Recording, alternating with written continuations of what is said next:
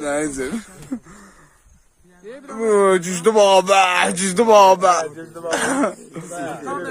Zemi. Cüzdüm abi. Eşk olsun Azerbaycan ordusuna. Ali, Akşin, Rəhmət olsun. Ağzından öyle eşk olsun. Qaqan tanımıram. Sen bəlkə bir mahnı oxuyun. Hə? Bəlkə bir mahnı oxuyun. Könlümün sevgili məhbubu mənim. Vətənimdir, vətənim. Onu demirdim ha. Vətənim Sen olsa da şartına vicdan olmaz. Vətəni sevməyən insan olmaz. Olsa da o şəxsdə vicdan olmaz. Sən məni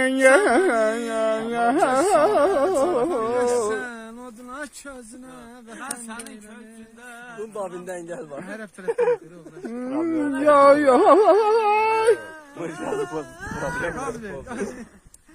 Dumanlı dağların başında durdum. Dumandan özüme bir xeymə qurdum. Keçdi xəyalımdan öz gözəl yurdum. Dumanlar başımda dastana döndü, dastana döndü. Keçdi xəyalımdan öz gözəl yurdum. Dumanlar başımda dastana döndü, dastana döndü. Deyirlər bülbülə çəmən yaxşıdır, insan üçün lalə zar vətən yaxşıdır. Şair sorma vətən nədən yaxşıdır, adı gəlcək könlüm dastana döndü, dastana döndü.